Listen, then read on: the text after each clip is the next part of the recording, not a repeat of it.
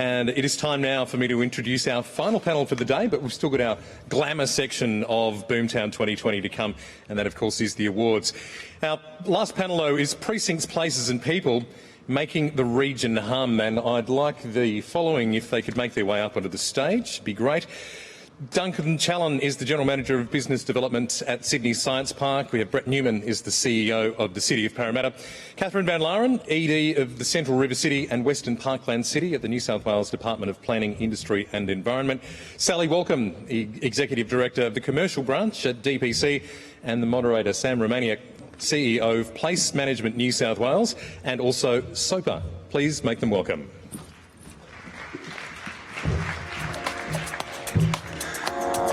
We are Sydney's Central River City, a place of inspiration, diversity and growth. Parramatta isn't just the future of Sydney, it's the here and now. Over 250,000 people already call Parramatta home. One of the largest urban renewal redevelopments in the country is underway, Parramatta Square. This $2.7 billion project will boast the largest commercial tower in Australia and has close to 300,000 square metres in premium-grade office space. Our community is young and highly educated, with one of the highest university graduate rates in the country. We're providing more opportunities to work closer to home, with almost 113,000 new jobs to be created by 2036. We're a connected city. Investment in light rail, WestConnex and new heavy rail projects will increase accessibility across Greater Sydney. We're home to one of Australia's largest health services precincts, Westmead, with groundbreaking technology, research and innovations that take us to the cutting edge of global medical discoveries. We've been crowned the new education capital of New South Wales, with more than 60 primary and secondary schools, including the top schools in the state and Sydney's first vertical school located here. Sydney Olympic Park and the Bankwest Stadium make Parramatta one of Australia's great professional sports and entertainment hubs. Parramatta's new Aquatic and Leisure Centre will offer a new social space for the community, featuring 3 pools, a fitness centre and a water playground. Significant developments such as the Powerhouse Precinct will bring an extra 1 million new visitors each year. We're Sydney's cultural centre, with theatres, galleries, live music, events, world-class festivals and an amazing diversity of restaurants, shopping and nightlife. A city set amongst nature, with precious green spaces and natural environment. We're proud of our history and look forward to the successes and lessons of our past to inform our future. Think big, think Parramatta.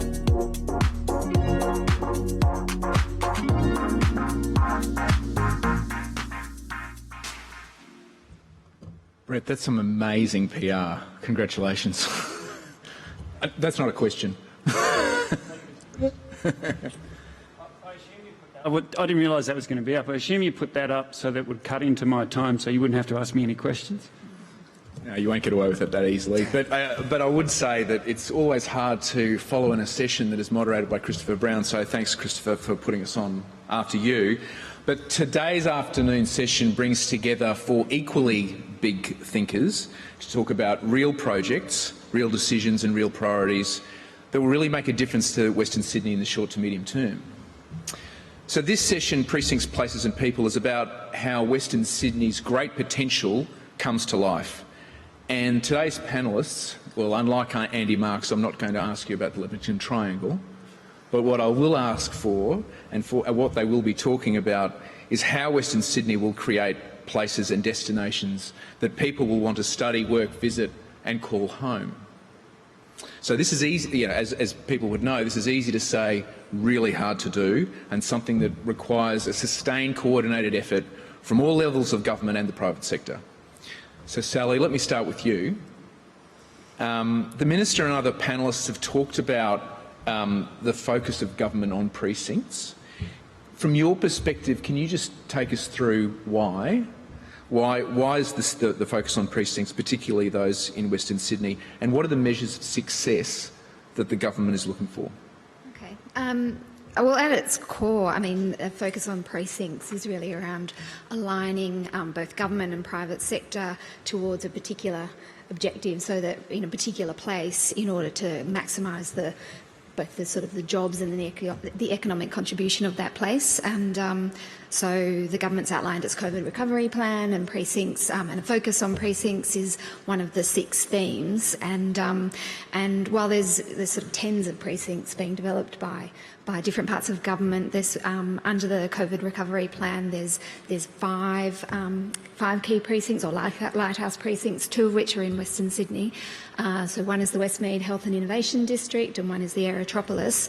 And the idea is that each of those precincts has a sort of a core focus, a strategic vision, and then government can align its infrastructure investment, its placemaking, its service provision, and also its investment attraction activities, and it's in order to encourage private sector investment in those precincts. So essentially, everyone's working towards that same vision in order to maximise the economic benefit, the job creation potential, the contribution to our international competitiveness, and also just to the place, to having great places.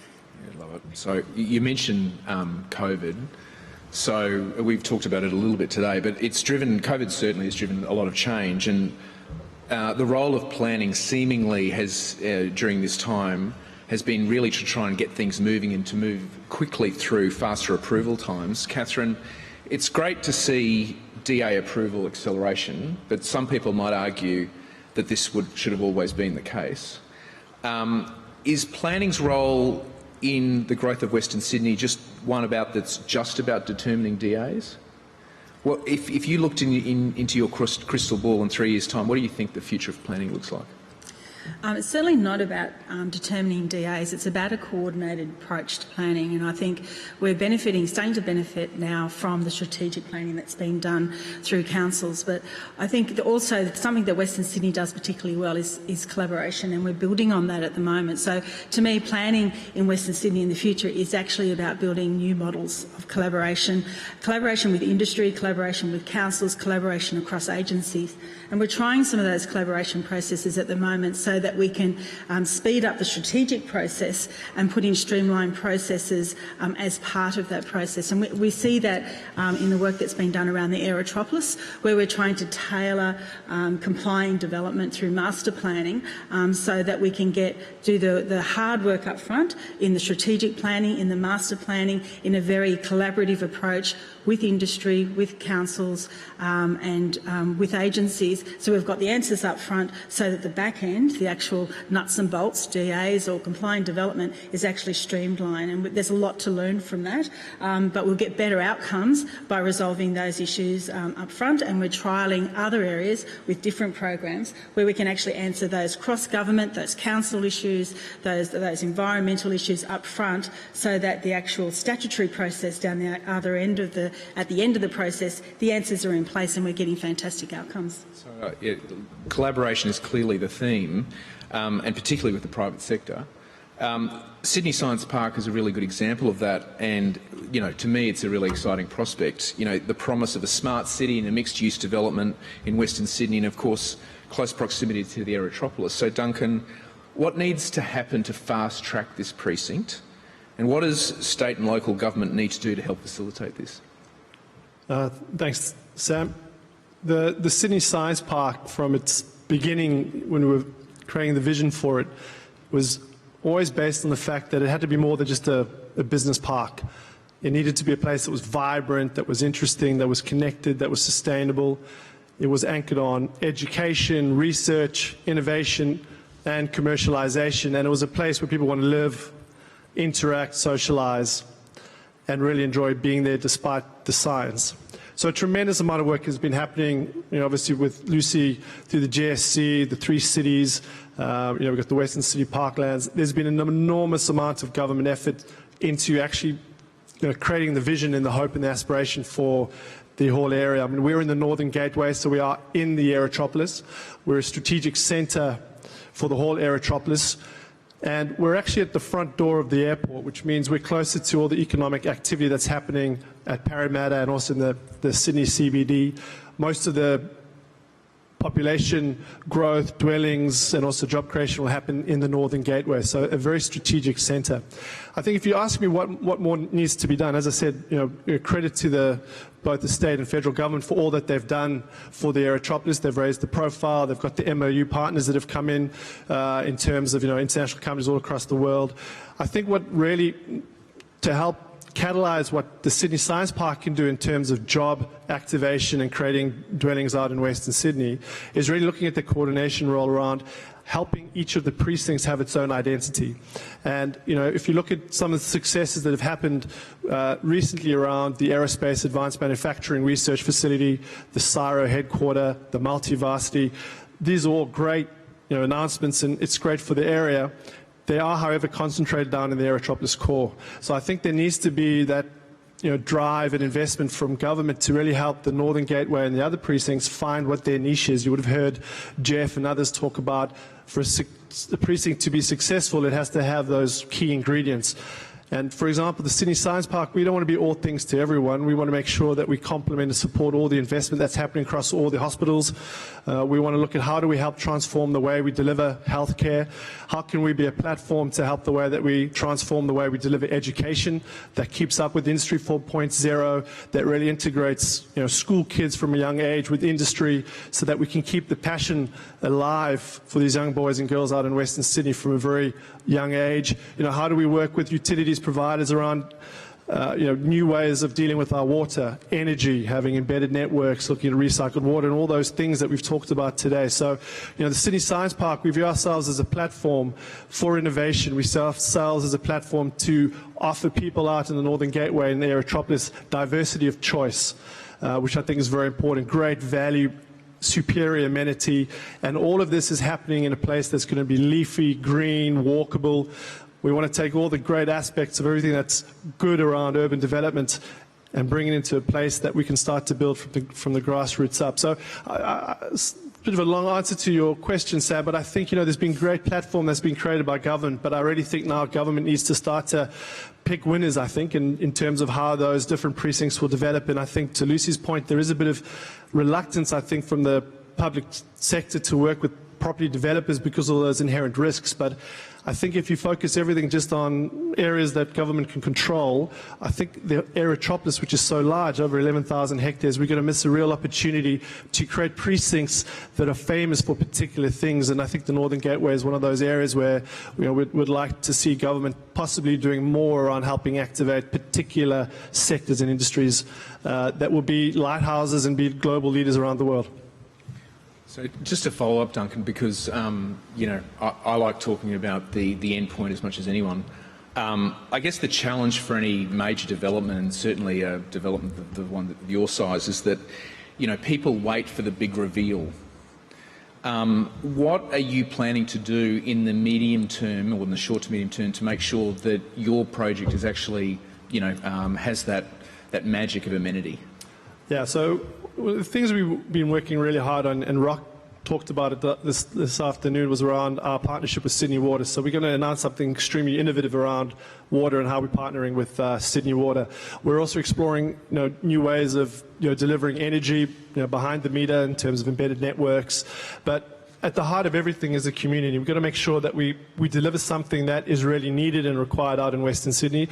We're allocating over 80 hectares of open and parkland space within the Sydney Science Park. It'll be a place that people will want to visit, live, play and interact, as I said, despite the science.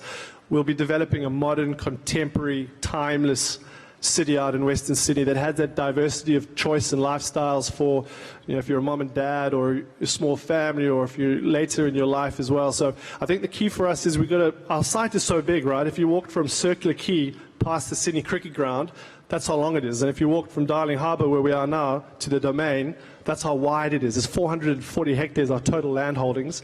The Sydney Science Park is about 280 hectares. I mean, this is a mega property.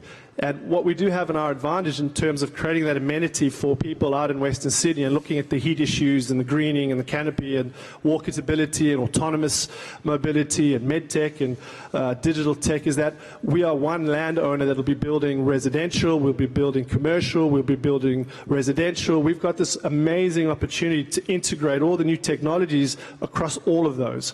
You know, we've got the Catholic Education Diocese of Parramatta building a 2,000 student STEM school at our site. And that'll be before the station opens. So we're really driving very hard to make sure that we have beautiful amenity. We've got those high-tech jobs out in Western Sydney before the stations open along the North-South rail line, right? Because we want to make sure that we activate both retail, commercial, high-tech industries, and also create a place where people will live, where they'll school their kids, and where we can also start to help young children out in Western Sydney, and particularly the low socioeconomic, those of Indigenous backgrounds as well, to help them imagine a future that's brighter than what their grandparents or their parents had. So we've got all the right ingredients, we've got all the platform, and we're going to do it bit by bit. And you know, we obviously look for like-minded partners, both from the private sector and in government, to help us do it. The scale of our project is just that big. We can't do it alone, and you know, we just really look to continue to be an important part of the creation of the fabric of that aerotropolis around that airport. Thanks, Duncan. So making Sydney hum is what this discussion is all about, and in some ways Parramatta is delivering these opportunities right now. Over the last few years, City of Parramatta has experienced an incredible surge in investment as government and many private sector organisations relocate to the region. However, the COVID health and economic shock has caused many to revise the rate of population growth. So, Brett, what impact do you think a dramatically reduced population growth rate will have on the future plans for the city? Will office buildings continue to rise out of the ground? And what needs to happen to future-proof this growth? Yeah, thanks, Sam. And this sort of picks up Tim's challenge, I think. Similar sort of questions, really. Look, my view at this stage is, so Central City alone, population is forecast to double in the next 15 years. My view is that while we may see a small reduction, particularly international migration, in the short term, the medium-term prospects for population growth still will remain strong, and that'll be driven by a combination of demographics and probably increased attraction for Australia and particularly the Central City coming out of COVID. So I'm relatively positive about population, and that then makes you think about housing and also investment and jobs. So again, we forecast in the Central City around 60,000 houses or dwellings will be built which will house that increased population. Again, I don't see much change in that forecast for a couple of reasons. Firstly, because I don't think the population growth will change, but secondly, to a couple of speakers, particularly Lucy was the last one, who talked about we've now got the planning infrastructure in place. We've identified and we've got the right planning instruments to handle that growth in the right precincts. So we still have the capacity to handle housing growth. So that then brings you to sort of investment jobs and the future of office. There'll no doubt be a short-term reduction in demand. However, the shift, there'll no doubt be a change in the way people work as a result of COVID. But that won't mean people won't need a workplace. I think what will mean people will use workplace and workspace differently.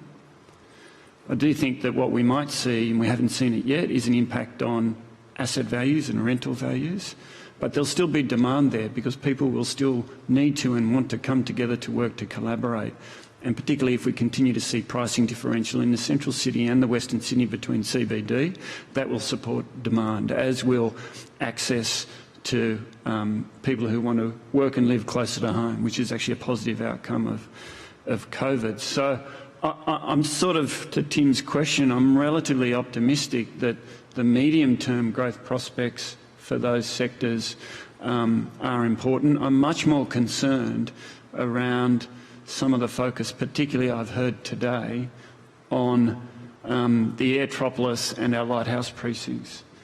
Because whilst no doubt they're important, they're iconic, they're game-changing investments and we should all support them, I really worry because we have a number, and it's probably 15 to 20 across Sydney. There is half a dozen in the central city alone. And if I take Lindy on a word that Campbelltown's growing faster than Parramatta, there's another one there. We have a significant number of precincts where the infrastructure exists, the commitments exist, the people exist and the jobs exist. So I think actually it's beholden on all of us to focus on how are we going to achieve investment, jobs and growth in those existing precincts. Amanda Laeren talked about it today, and she said some great things. She said, well, you sort of got to agree a vision, identify your partnerships in these precincts, and then work out how you're going to deliver. And I think that's absolutely right. What I'd like to see federal, state and local governments and also private sector and other institutions work on are actually learning from the city deals. Should we be talking about and having precinct-based deals where it's an agreement between the three levels of government and other key private and institutional sectors around what we're going to commit and deliver in those precincts to support that growth? Because if we can achieve that, then the short-term concerns around COVID should go away because we'll attract investment, people and jobs. So I love the thesis. Can you just describe a little bit about the feasibility of precinct-based deals? How realistic is that? Well, maybe I'll give an example, Sam. I'm not sure how close to home you'd like me to go, but it's been talked about. So in Parramatta alone, I didn't really want to focus on Parramatta, but the video is a great segue. We have three key precincts in Parramatta. We've got Westmead, North Parramatta, we've got the CBD, and arguably so Sydney Olympic Park is another key precinct. So I can see it's a pretty simple model. Let's take Westmead, North Parramatta. It's a pretty simple model for federal government, state government being health predominantly, but state government, local government and Sydney University by way of example, and potentially other education institutions, to actually sign up to a long-term deal where they agree what's the vision, but more importantly, what are the outcomes that each of us want to deliver for that precinct. Secondly, what are our commitments? What's our contribution? What's skin in the game? What are we going to put into the precincts? And then thirdly, how are we actually going to deliver them together in a coordinated fashion so that we're not doing this? Might just change tack a little bit. I think Chris earlier helpfully or unhelpfully referred to the USP nightmare. So Sally, can you help demystify the USP for us? Certainly can. I was hoping to have that opportunity because, yeah, I'd like to say that unsolicited bids are not a nightmare. It's a robust process and a very popular process at the moment. In fact, we have 7 unsolicited proposals in negotiation. And I think within the coming months, we have had a lot of inquiries this year. I think we'll have at least another 4 or 5 in the coming months that enter into detailed negotiations. So that's a lot of activity, historic levels of activity, in fact, in the unsolicited proposals space.